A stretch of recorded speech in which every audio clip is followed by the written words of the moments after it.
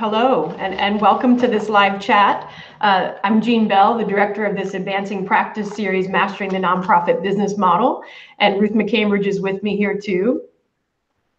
Hello.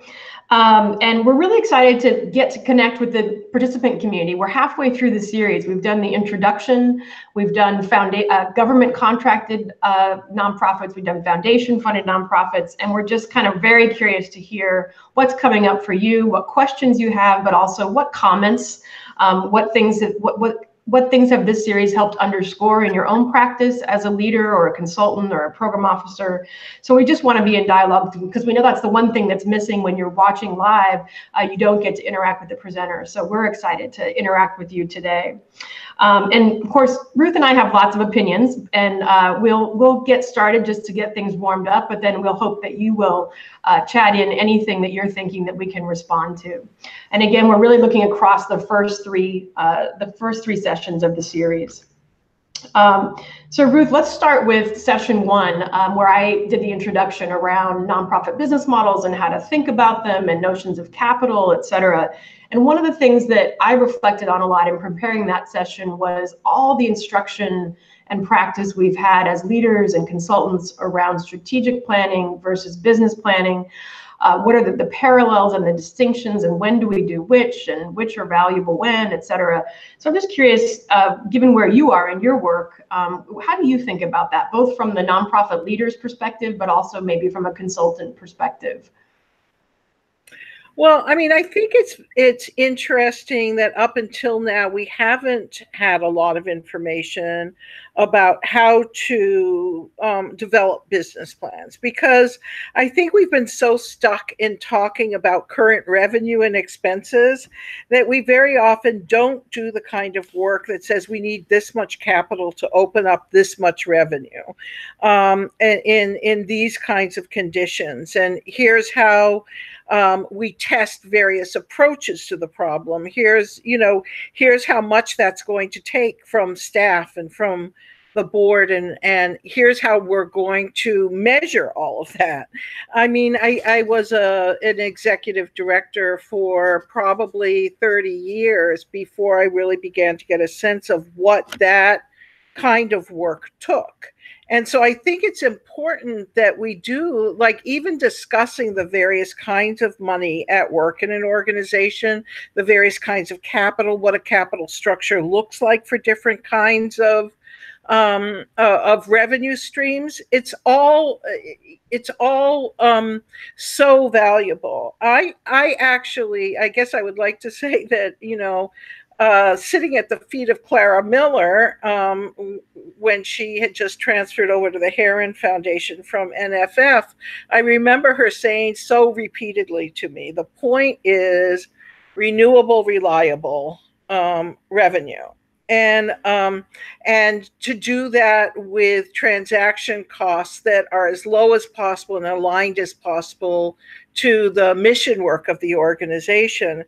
And I think it's, so there are these tricks of keeping your mindset where it needs to be to build a viable business plan that actually supports rather than detracts from your mission.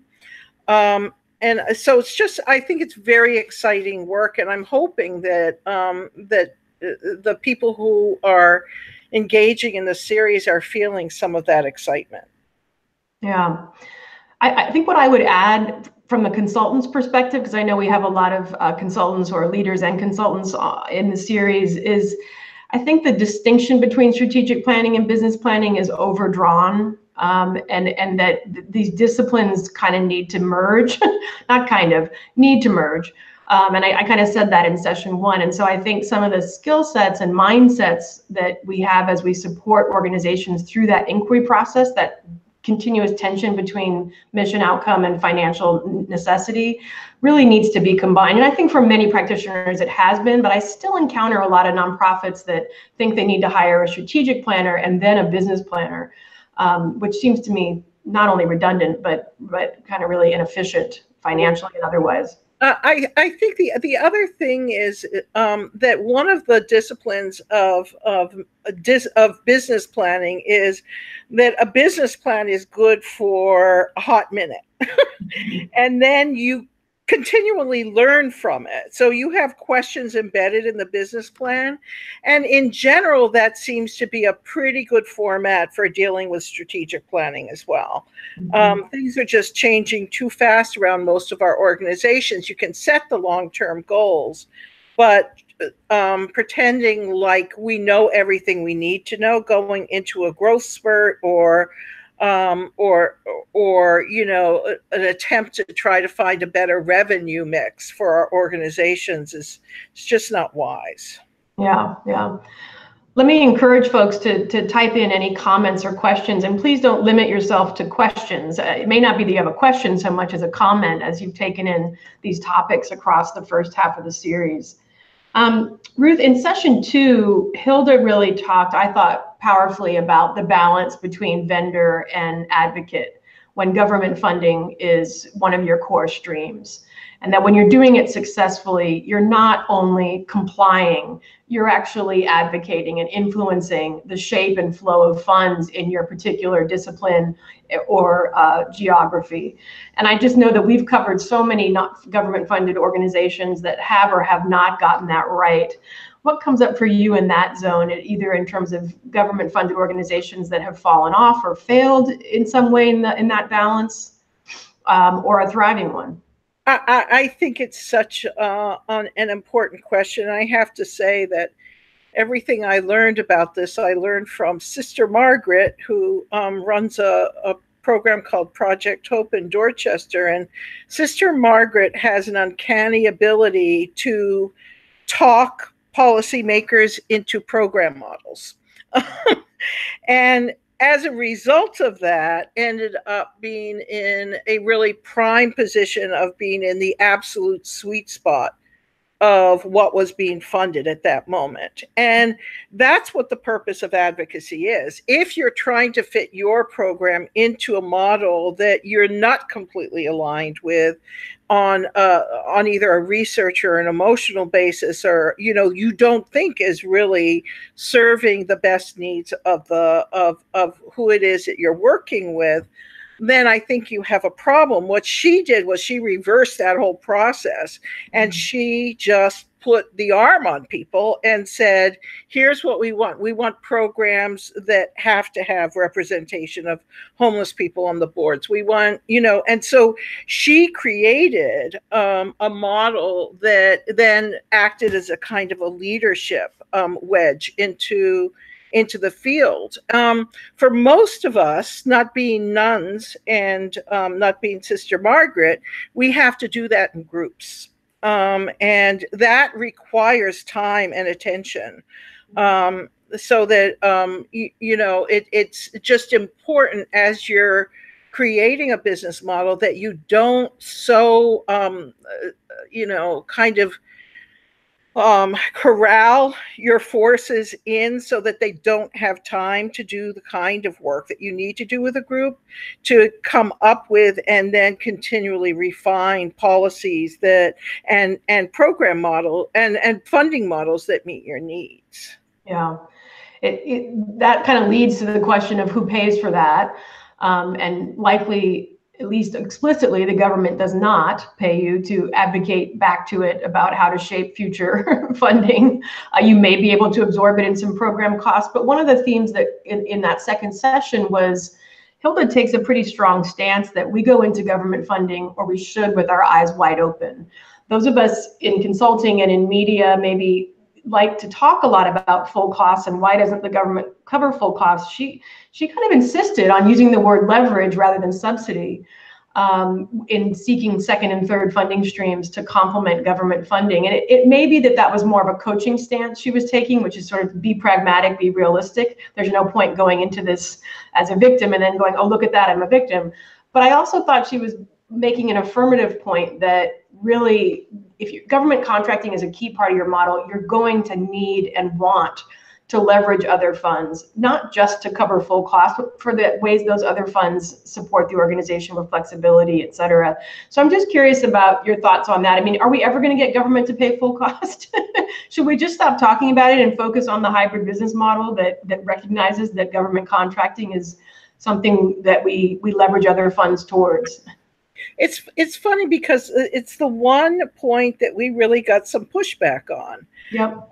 We got actually a note from somebody who works in the home health care field, who was saying, the fact of the matter is that sometimes the rates that are provided to you don't pay full cost. There isn't a continuing stream of other income that we can locate. And we need to push for full cost reimbursement. And I do actually, I agree with that. I agree that we should push for full cost reimbursement. But at the same time, we have to manage what we have now, but not manage it such that we don't want to push for full cost reimbursement. Mm-hmm. I think that having that as a goal, I think, is healthy, and that only would mean that you would have more money to actually provide a better program in the end. If you did have a kind of a healthy funding stream outside of the full cost. But the other issue that people might want to think about is that most agencies and nonprofits don't want entirely restricted money. They would like to have a little bit of money that they can kind of manage themselves, even when it might look ridiculous to other people what you're doing. So I think there's still a great use for unrestricted money in organizations that have even much higher rates of reimbursement. Mm-hmm. Absolutely. Absolutely. Well, we're talking a lot here, so I'm curious to hear from folks who have joined us to use the chat box and let us know what's on your mind, whether it's about business modeling in general, strategic planning, at this point talking about the government contracted nonprofit, whether it's advocacy or full cost coverage. Love to hear from you. We'll keep talking, but is there anything on your mind as participants that you'd like to share? I have a question for you, Jeanne. Sure. I think that, can we move on to the foundation funded one? Sure. Okay. I'd like to know what you really think is necessary to maintain a primarily foundation funded model of a nonprofit. You've done it, I've done it. And I'm curious about if someone were to ask you your real honest opinion about that, what would you say? Well, first of all, I'm not sure if I've done it. I didn't do it every year. You had to read the financial statements, but that was the model. Whether it worked every year is another question. I think that the sort of number one thing for us, at least, and in the work that we did, was figuring out how legitimately to position your organization with a specific expertise and niche. I think, at least in our region, because strategic philanthropy is pretty much the way, foundations have sets of priorities they have. We have to be seen as an expert in one of those priorities, one or more of those priorities. We have to be trusted to the point, not just to deliver, but to be trusted to understand what's leading edge in that space. That was my experience. And that means that not only did the executive director have to be able to understand the space well and communicate it, but anybody who led a grant-funded program had to be able to do the same thing. That basically program officers were expecting a level of discourse, in my experience, that assumed a knowledge base and a field awareness and a capacity to even advise the program officer or be in debate and dialogue about what was going on in a space. For us, that was the key thing. And I always felt like, therefore, we had to be a very people-centric and knowledge-centric organization. What would be your answer? Well, I have a lot of answers, but so I have one formula, which is always have 3 times as many requests out as you need money for. You need money in return for, which is hard if you also adhere to the rule that you're not just doing a lot of shotgun asking. And so that's one thing, is that it is so not always clear what the funding environment is going to be like between your conceiving of a notion that you think should get funded and funders funding it. Any number of things could happen. And then the question is, do you have yourself covered to the right degree? But when you do that, you also end up really needing to have deep conversations with all of those people, because, as you said, you want them to understand that you're even more expert in many cases about what they're looking at than they are, which is most often the case, but isn't necessarily the way you feel in those situations.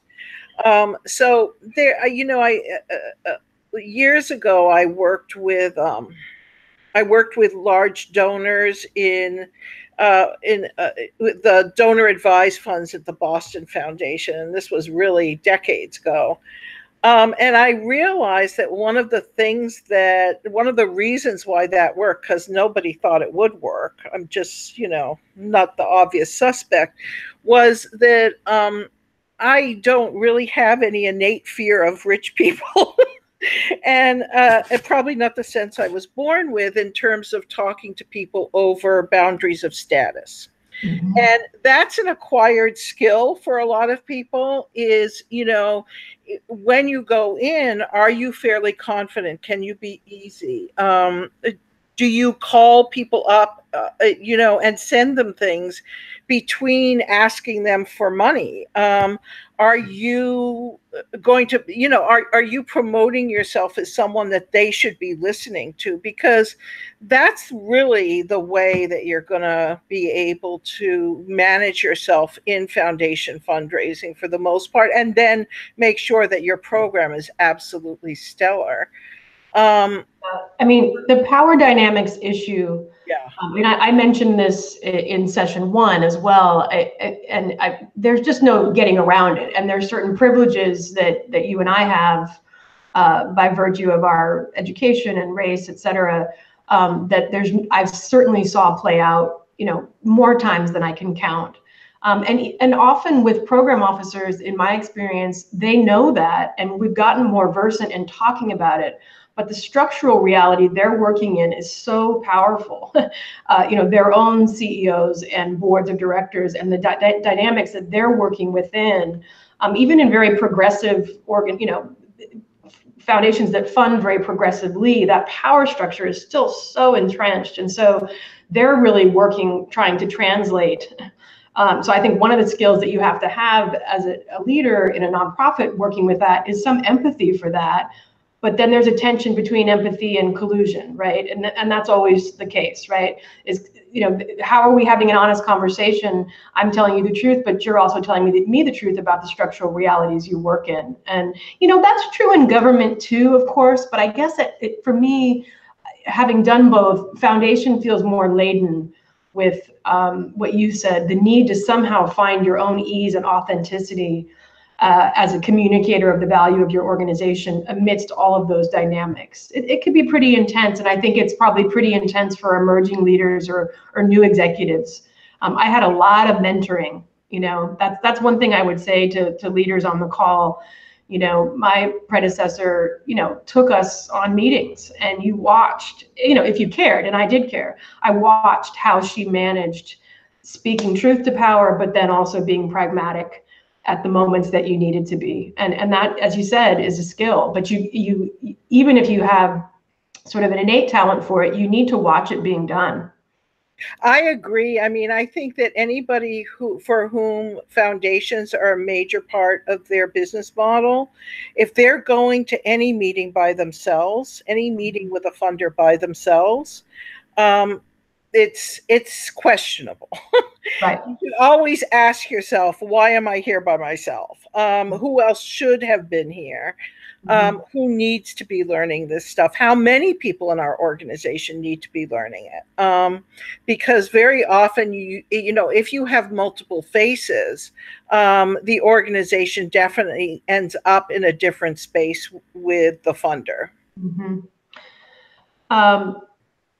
We're just going to keep talking away. There's more people joining, but not more people talking. So hello to those of you who have joined us in the last few minutes, where Ruth and I are talking about things that stood out to us across the first three sessions of this 6-part series: the introduction, government funded, and foundation funded. And we welcome you chatting in anything. It doesn't have to be a question. It could be a comment from your own experience or a comment on something that you saw in the first 3 sessions. I wanted to ask you, Ruth, about where foundations are going now. I know that you and I have both had experience in the last couple of years with what we're calling in this series change capital. Capital that isn't about buying a building or buying equipment, but that it's about changing. That's one theme I think we are seeing from foundations, which is great. Certainly an emphasis on racial equity and the work that organizations need to do to be more relevant, I think, is another theme. So just curious, if you're thinking about foundation funding as a core part of your model, where's the puck going? Where do leaders need to be thinking about where the discourse is changing or the expectations of them are changing in how they program and present their programming to philanthropy? That's a hard question to answer, because sometimes I feel like I'll kind of know where foundations are headed, and then they kind of pivot and head in another direction. I will say this is, I feel like there are a number of really great models out there among some of the larger foundations of doing multi-year operational grants, which is like, you know, it's like a nonprofit organization's dream in some ways, because it means that you have more running room, more chance to try your own ideas, and ideas that are generated kind of spontaneously out of your relationship with the people that you work with. And that's like gold. I've just been talking to a number of the grantees of the Ford Build program. And it's a large program, but they've been giving these kinds of grants to some very grassroots programs around the world, and in the United States. And talking to those grantees, the degree of freedom of kind of from vision to actuality, and the rapidness with which they can manage their way towards their goals is kind of marked. And as you know, as you think about it, sometimes what we end up doing is we'll figure out that something that we've promoted is not working exactly right. Then we have to, you know, prove it in some kind of an evaluation, and then write a grant thing around it, get our courage together to admit that we failed, end up at some point getting another grant, and then being able to change up. And if none of that were necessary, we could all move more rapidly. So I would say that, to me, the most exciting thing right now is that there are some real models of those multi-year general operations grants that are supportive of the organization finding its own way. Even saying that, I know that Grant Makers for Effective Organizations says that the model really isn't being spread very fast. There's not that much more of that kind of activity going on. I believe that it's really important for people who are working with local foundations to advocate for those kinds of models very actively.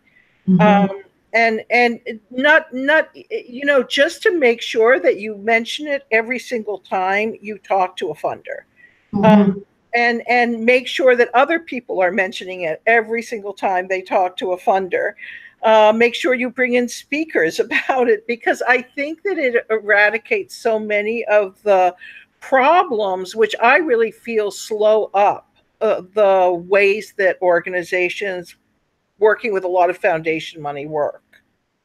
That was, I thought, one of the strongest parts of many strong parts in session 3 was Claire's really emphasizing when you're talking to a foundation or a donor, this would work for a major donor as well, not so much in government, to use the language revenue and capital differently, not to conflate them, if I'm asking you for operating money to do what we're already doing, that's a regular sort of operating grant. If I'm asking you for money capital, I'm asking you for something different. I'm asking you for an infusion of something over a period of time that's going to shift up something significant in the organization. And maybe, and I've done this, you can ask for both.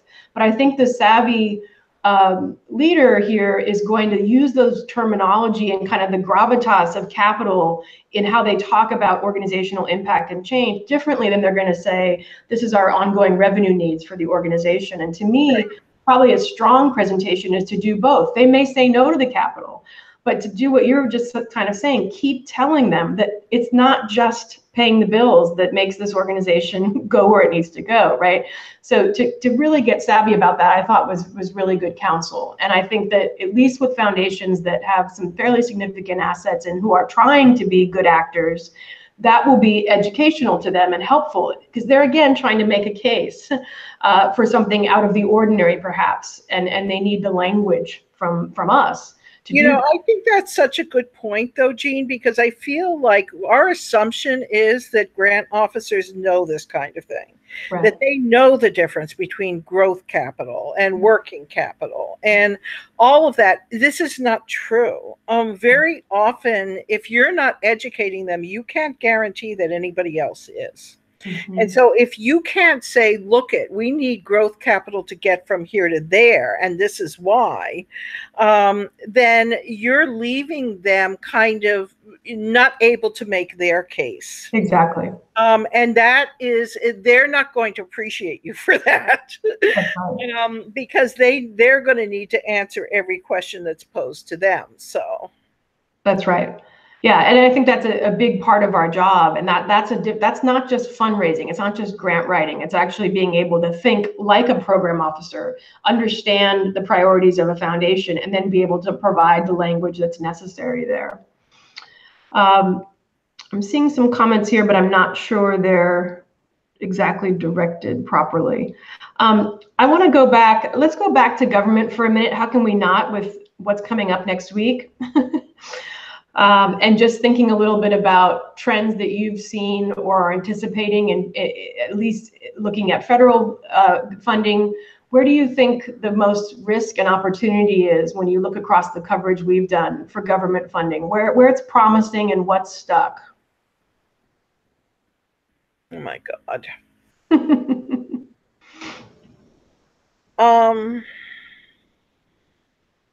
Well, I guess I would say, who knows what's going to happen next week.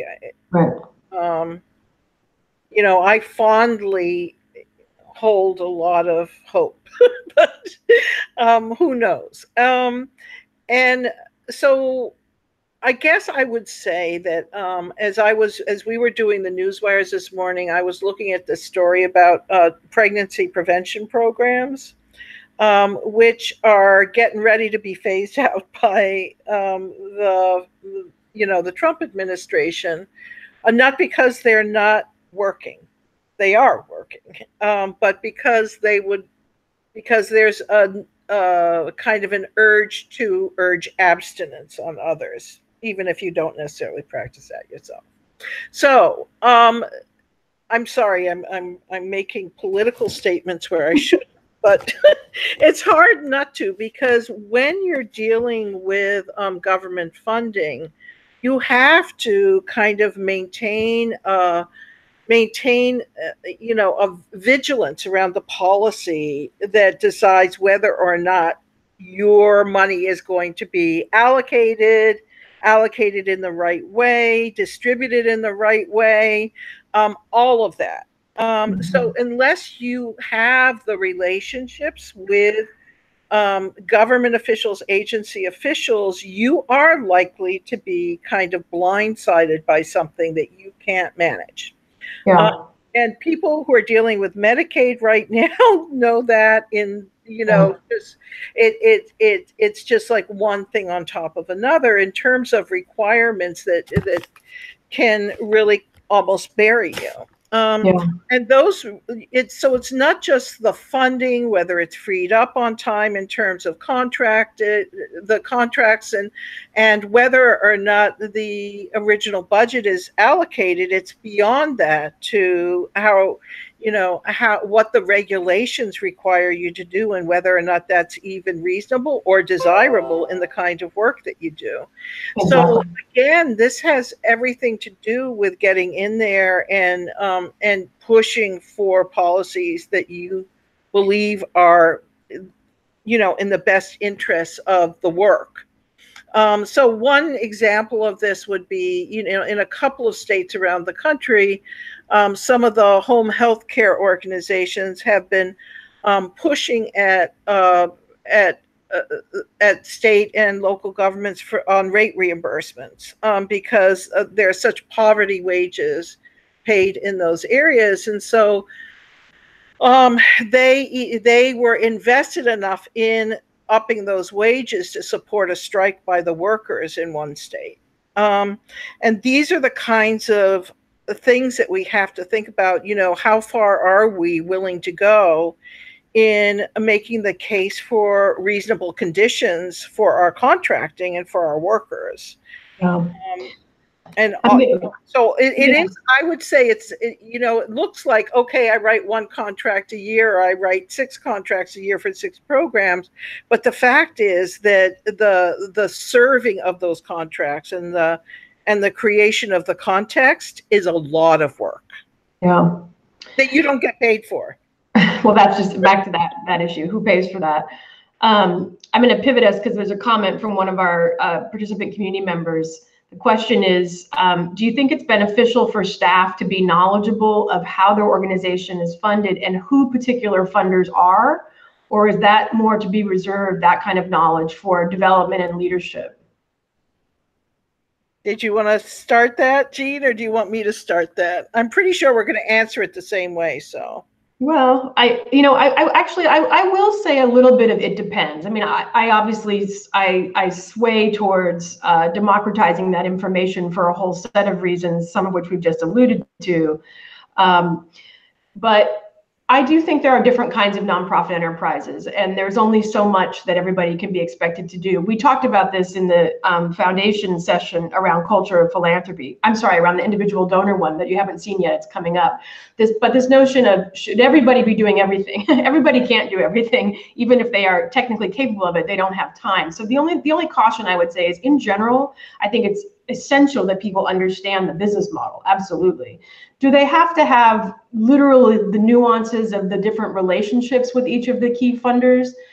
That, I think, is going to depend on role and kind of how big the organization is, et cetera. But as we alluded to earlier, some people better have that, or else you're not succession ready. And you're also too internalized. You're not getting enough content and information into that relationship with the foundation, no matter how brilliant the executive is. You need other perspectives. What would you say? I mean, I would tend towards really feeling like the more information that people have about the variables in a business model, the better they are to be able to work towards those variables.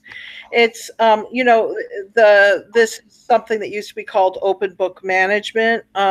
It's been used in for-profit businesses a lot, but it's just basically, no matter where you sit in the organization, it's useful to know, we're having problems with this set of customers. These types of foundations are entirely off us now, and we need to figure out what's next. Because what that does when people have that kind of information is that they may be picking up knowledge in various places that they don't know whether or not it belongs, whether or not it would be useful in the refiguring of some aspect of the business model. And so if you make those variables obvious to people, it allows them to participate more in figuring out, how can we replace this revenue stream with another one? But I think, I do want to say just a brief word about dashboards, because if you have a really good dashboard, which is a kind of a commonly used metric about how various important things are working within your business model, then you can use it both with staff and with board and for yourself. So there doesn't need to be any kind of super hidden information unless there's some odd reason for that. And then people will feel like, okay, I get it. And so said to me that this new funding source was opening up. I'll just mention it to the executive director and see, does she know that that's going on? Mm-hmm. So it just provides you more eyes and more intelligence. Yeah. And so I tend to be, better share than not. Yeah, absolutely. Another comment from someone back to foundations. You were talking about the trend of more multi-year support. The example, a sort of sterling example from the Forward Build program. But this person's saying, yeah, but we're still requiring annual reports. And even within those multi-year funding, we're still in this annual reporting and deliverable mindset that it's difficult to break even when the grant commitment is longer, which I think is a good point, because if you're still using, and I have found this with philanthropy a lot, I think this is true of government too, the discourse is further ahead than the systems. I mean, how many times have you said, I've actually gotten grants in the last couple of years where the online portal wouldn't even support the type of grant that this person was now willing to make. Like their own systems and infrastructure are still operating in a very annualized, deliverables-based way. They just really are. So there's infrastructure and system work that needs to happen on the institutional funder side to even match their current level of tolerance for these more innovative approaches. So you do get still stuck. You don't, even if you have that 5-year commitment, you still have annual reports and deliverables often. Yeah. And now, not to switch the subject entirely, but I'm hearing more and more people anticipate a recession, and what that's going to look like. We know how that kind of has a tail that Claire talked about in the foundation funded thing. If you're using a 5% rolling, do people make different decisions in their allocation of resources? It can take years to recover from that. Right. I guess I would say, I feel like that multi-year grant making requires a different mindset on the part of funders. Right. Requires, somebody referred to it the other day as trust-based philanthropy. Mm-hmm. That it requires for there to be an agreement of what the organization is going after, and then kind of a walking with an understanding that in fact the goals that you originally set out with a year from now may no longer be as relevant. There may have been something significantly changed, which mm-hmm. doesn't mean that your mission is not as it was, but it does mean that maybe your methods need to significantly change, and there needs to be some changes that go with that. I mean, this is an age-old problem of advocacy organizations, of course, because sometimes it'll take them decades to get a foothold on a policy change. Mm-hmm. We saw that with same-sex marriage. We saw that with, all of the issues around LGBT stuff, so it'll take decades and decades. And, you could sit back as a grant maker and say, well, you didn't make any of these policy moves this year. Well, no. And we can't anticipate when we will. We can hope that we could figure it out, but we don't know what will intercede. Mm-hmm. And so to some extent, there's a level of faith and common cause that needs to be reached between the funder and the grantee. Mm-hmm. That if the power dynamics are too charged is very hard to craft. It really is. So. Well, I think we're nearing time to wrap up. And I want to just ask us to both reflect, and anyone can send in any final comments. just on these three first sessions, and in particular, what we see as key practice in business modeling for organizations. What's standing out for each of us, not just from these sessions, but from our own experience in business modeling and business planning in this moment in time, in this climate. What would we leave people with as leaders and practitioners?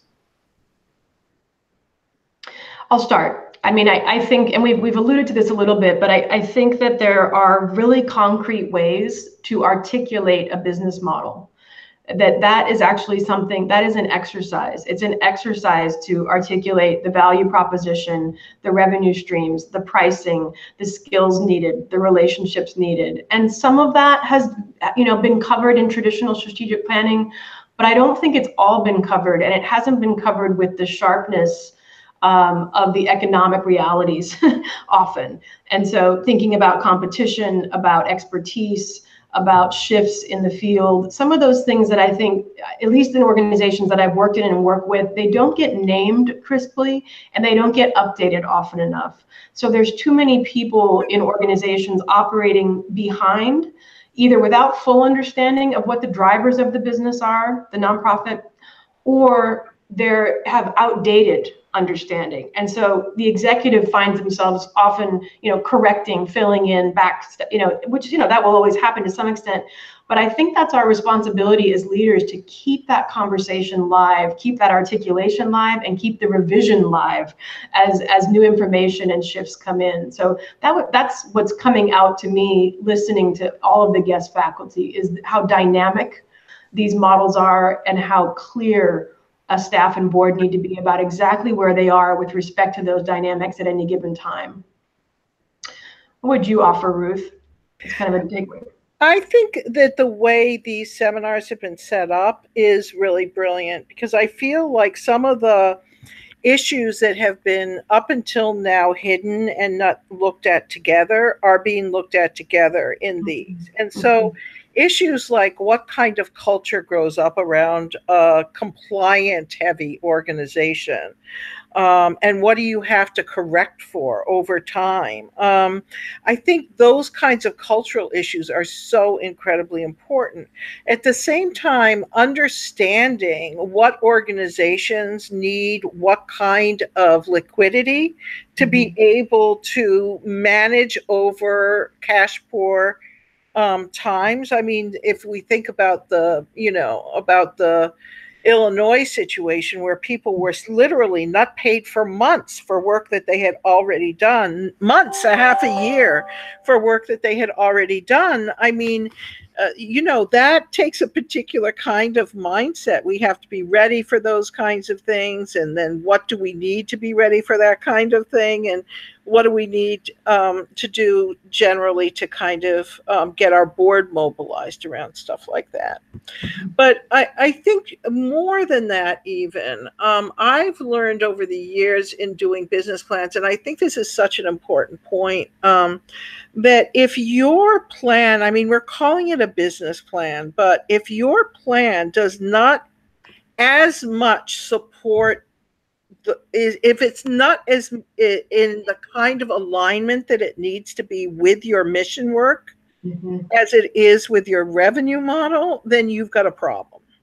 So if you feel like your revenue model is in some way, kind of lessening, mutating your mission work, then you should think very carefully about whether you have the right kind of model and what you need to do to adjust it. That's why, for some people, they just don't like the term business model. And if we had our druthers, we'd call it an enterprise model. But I think people get frustrated with kind of, always newly naming things. But again, I think if you do not see the model as serving your work in the right way, just at least go through the exercise of trying to rethink it. Are there better matches? What would it take us to get to those better matches? What kind of capital would we need? What kind of orientation would we need? So that would be my comment about it. I do want to say also that for me, I really learned how to kind of craft a business model, and Jeanne watched me have to do this. I really learned how to do that about, I would say, 5 or 6 years ago, after all this time. And it really was, it felt like a blessing from heaven, honestly, because all of a sudden everything made sense, and you can manipulate various parts of the whole to make it all work together. And before that, I was just kind of, I think, trying to put out fires. Once you get the basics, and you understand how the various things interact, you can keep an eye on what's going on in a whole new way, and you're not the only one doing it. So I would just say that, hang in there, and we're really like anxious to help you kind of complete the process of really understanding what this requires of you. So you should really feel free. I think I'm speaking for both of us. Really feel free to tell us what you need, beyond what we're giving you in these sessions, and we'll try our very best to help you work with that. That's a great note to end on. We'll look forward to seeing you in the rest of the series, and we'll host another one of these in the coming weeks to gather more input and have more conversation about the second half of the series. Thank you all for joining us. Thank you.